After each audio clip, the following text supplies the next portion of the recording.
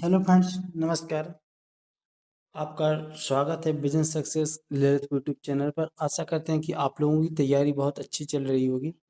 आइए देखते हैं, हम अभी डीएलएड प्रथम सेमेस्टर सामाजिक अध्ययन का यहाँ पे अभी सिलेबस करा रहे हैं। तो आप लोग देखिए, ये आपकी पवन सीरीज है जिसमें आपकी सही जो आपके विकल्प वाले प्रश्न होते हैं वह करा दिए गए हैं, और आपके लिए अभी अति लघु उत्तरीय प्रश्न चल रहे हैं। देखिए, आज का प्रश्न है, पिरामिड किसे कहते हैं? तो मिस्र में फारो के मकबरे को क्या कहते हैं? पिरामिड कहते हैं। मिस्र में फारो के जो मकबरे होते हैं उनको क्या कहते हैं? पिरामिड कहते हैं। चीन की सभ्यता का विकास किन नदियों के मध्य हुआ था? तो आपको पहले भी वीडियो में बता दिया गया था। देखिए, चीन की सभ्यता का विकास हांग हो एवं यांगसे क्यांग नदियों के घाटियों में हुआ था।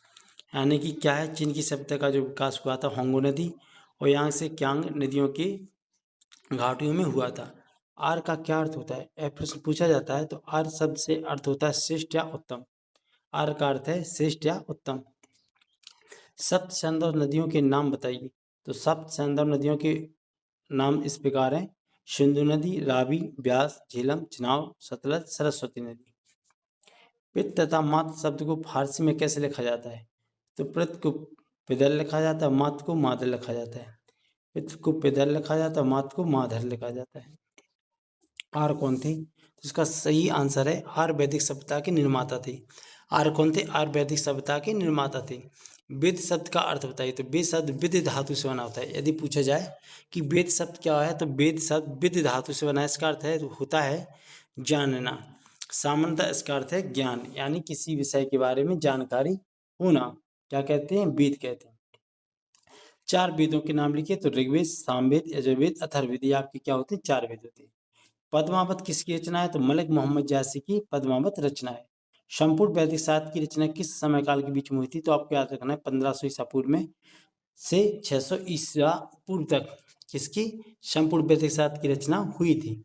वैदिक सभ्यता में परिवार के समूह को क्या कहा जाता है? तो इसमें वैदिक सभ्यता में परिवार के समूह को विश्व कहा जाता था। ग्रांड ट्रंक रोड किसने बनवाई थी? तो आपको याद रखना है grand trunk road Sher Shah Suri ने बनवाई थी, जो सबसे बड़ी रोड होती है, रोड है। सिकंदर कौन था? तो सिकंदर मकदूनिया के राजा फिलिप का पुत्र था। यह याद रखना है आपको, सिकंदर मकदूनिया के राजा फिलिप का पुत्र था। महाजनपदों की कुल संख्या कितनी थी? महाजनपदों की संख्या 16 थी। सिकंदर ने भारत पर आक्रमण कब किया था? तो याद रखना है सिकंदर ने 326 ईसा पूर्व में भारत पर आक्रमण किया था। नंद वंश का अंतिम राजा कौन था? यह कई बार पूछा जाता है प्रश्न। तो नंद वंश का अंतिम राजा कौन था? घनानंद। नंद वंश का जो अंतिम राजा था उसका नाम था घनानंद। जैन धर्म के अंतिम तीर्थंकर कौन थे? तो महावीर स्वामी जी। आइए अगला प्रश्न है, जैन धर्म में पंच महाव्रत कौन कौन से होते हैं? तो आपको याद रखना है जैन धर्म में पंच महाव्रत होते हैं: सत्य, अहिंसा, अस्तेय, अपरिग्रह एवं ब्रह्मचर्य। यह प्रश्न पूछा जाता है कि निम्न में से कौन सा जैन धर्म का महाव्रत नहीं? तो आपको पांचों याद रखना है: सत्य, अहिंसा, अस्तेय, अपरिग्रह एवं ब्रह्मचर्य। जैन धर्म में कौन कौन से चार आर सत्यों का वर्णन है? तो आपको याद रखना है जैन धर्म में चार आर सत्य निम्नलिखित है: दुख, दुख समुदाय, दुख निरोध तथा दुख निरोध गामिनी प्रतिपदा। आइए अगला प्रश्न, जैन धर्म में वर्णित अष्टांगिक मार्गों का नाम उल्लेख कीजिए। तो अष्टांगिक मार्ग जैन धर्म में कौन कौन से बताए गए हैं? आप देखिए, सम्यक दृष्टि, सम्यक संकल्प, सम्यक वचन, सम्यक कर्म, सम्यक आजीव, सम्यक व्यायाम, सम्यक स्मृति और सम्यक समाधि। ये आपके जैन धर्म में अष्टांगिक मार्ग बताए गए हैं। महापरिनिर्वाण से आपका क्या आशय होता है? तो महापरिनिर्वाण से आपका आशय होता है महात्मा बुद्ध के देहावसान से, यानी कि महात्मा बुद्ध की जब मृत्यु हुई थी तो उस घटना को क्या कहा जाता है? महापरिनिर्वाण कहा जाता है।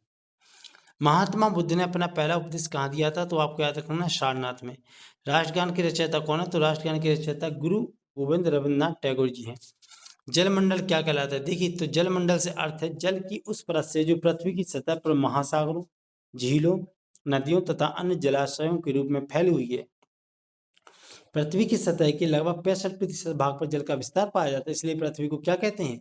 जलीय ग्रह तथा नीला ग्रह भी कहा जाता है। भूकंप किसे कहते हैं? देखिए, भूकंप या भूचाल पृथ्वी की सतह से हिलने को कहते हैं। भूकंप या भूचाल पृथ्वी की सतह के हिलने को कहते हैं।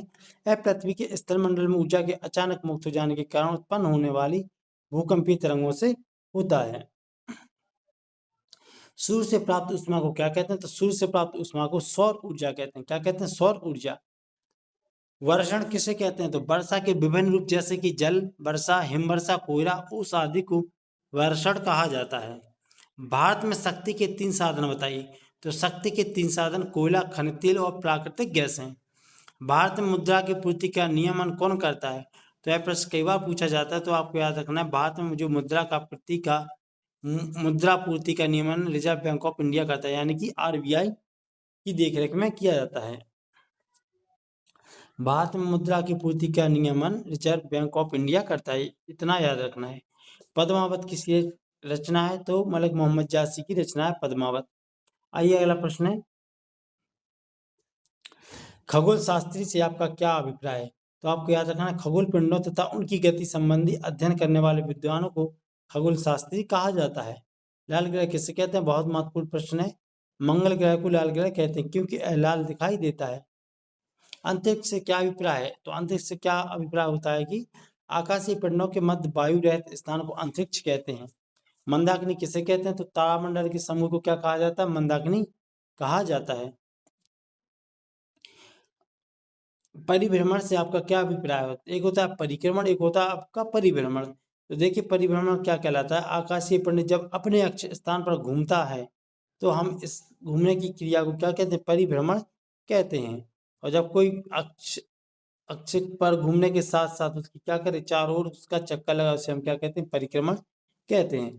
ब्रह्मांड किसे कहते हैं? तो असीम विशाल अंतरिक्ष जिसमें लाखों मंदाकिनियां हैं, और उसे हम क्या कहते हैं? ब्रह्मांड कहलाता है। बुध ग्रह को अन्य किस ग्रह के नाम से जाना जाता है? तो इसका सही आंसर है बुध ग्रह को प्रातः एवं शाम, यानी भोर का तारा एवं शाम का तारा नाम से भी जाना जाता है। सूर्य का प्रकाश कितने समय में पृथ्वी तक पहुंचता है? यह महत्वपूर्ण प्रश्न है, पूछा जाता है। सूर्य का प्रकाश लगभग 8 मिनट में पृथ्वी तक पहुंचता है। परिक्रमण किसे कहते हैं? देखिए ग्रहों का सूर्य के चारों ओर घूमना परिक्रमण कहलाता है। जो ग्रह होते हैं वह सूर्य का चक्कर लगाते हैं, उसे हम क्या कहते हैं? परिक्रमण। जिस प्रकार से हम लोग घरों में जो तुलसा माता होती हैं तो उसका चारों ओर चक्कर लगाते हैं, उसी प्रकार से सूर्य का चक्कर लगाते हैं आपका ग्रह। जैसे पृथ्वी भी क्या करती है? सूर्य का चक्कर लगाती है, तो उसे क्या कहते हैं? परिक्रमण। क्षुद्र ग्रह कहाँ पाए जाते हैं? तो आपको याद रखें मंगल तथा बृहस्पति की कक्षाओं के मध्य में क्षुद्र ग्रह पाए जाते हैं। चंद्र ग्रहण कब होता है? तो जब पृथ्वी सूर्य और चंद्रमा के बीच आती है तब चंद्र ग्रहण होता है। चंद्र ग्रहण पूर्णिमा को ही होता है। आकाश गंगा सादृश्य किसे कहते हैं? शनि ग्रह को कहा जाता है। सूर्य के सबसे निकट कौन सा ग्रह होता है? तो आपको याद रखना सूर्य के सबसे निकट बुध ग्रह होता है। बुध, शुक्र, पृथ्वी, मंगल, बृहस्पति, शनि और वरुण, इस प्रकार से आपका क्रम देखने को मिलता है। उपग्रह किसे कहते हैं? तो उपग्रह क्या होता है? वह आकाशीय पिंड जो ग्रह की परिक्रमा करते हुए सूर्य की परिक्रमा करता है उपग्रह कहलाता है। जैसे पृथ्वी का उपग्रह क्या कहलाता है? चंद्रमा। ग्रह किसे कहते हैं? वह आकाशीय पिंड जो सूर्य की परिक्रमा करता है, उससे ही ऊष्मा व प्रकाश प्राप्त करता है, उसे क्या कहते हैं? ग्रह कहते हैं। देखिए अगला प्रश्न है, पृथ्वी का जुड़वा ग्रह किसे कहा जाता है? तो पृथ्वी का जुड़वा ग्रह शुक्र को कहा जाता है। पृथ्वी का उपग्रह कौन सा है? तो आपको अभी बता दिया गया था, चंद्रमा। सूर्य से सबसे दूर कौन सा ग्रह होता है? तो नेपच्यून यानी वरुण। मानचित्र किसे कहते हैं? मानचित्र धरातल के आलेखी निरूपण होते हैं। मानचित्र के घटक बताइए। तो मानचित्र के 3 घटक होते हैं, दिशा, दूरी और प्रतीक। एटलस किसे कहते हैं? जब बहुत सारे मानचित्रों को एक साथ एक पुस्तक रूप में बनाया जाता है तो उसे क्या कहते हैं? एटलस कहते हैं। जब बहुत सारे मानचित्रों को एक साथ एक पुस्तक के रूप में बनाया जाता है उसे क्या कहा जाता है? एटलस कहा जाता है। जिसमें आपके एशिया महाद्वीप, अफ्रीका महाद्वीप, सारे महाद्वीप, उसके बाद वहां के पर्वत, नदियां, घाटियां, सारे को एक प्रतीक चिन्ह के रूप में दर्शाया जाता है, उसे हम क्या कहते हैं? एटलस। पृथ्वी की गतियां कौन कौन सी होती? तो आपको मैंने अभी बताया था कि पृथ्वी की निम्न 2 गतियां होती है। एक होती है आपकी घूर्णन या दैनिक गति और एक होती है परिक्रमण या वार्षिक गति। पृथ्वी के अक्ष का झुकाव कितना होता है? तो पृथ्वी के अक्ष का झुकाव 23.5 डिग्री होता है। लीप वर्ष में कितने दिन होते हैं? 366 दिन। फरवरी कितने वर्ष बाद 29 दिन की होती है? तो 4 वर्ष बाद, याद रखना है। प्रदीप्त या प्रकाश वृत्त किसे कहते हैं? ग्लोब पर वह वृत्त जो दिन रात को विभाजित करता है उसे प्रदीप्त या प्रकाश वृत्त कहते हैं। अक्षाधुरी किसे कहते हैं? तो उत्तरी और दक्षिणी ध्रुव को मिलाने वाली काल्पनिक रेखाओं को जिस पर पृथ्वी घूमती है अक्षाधुरी कहते हैं। पृथ्वी पर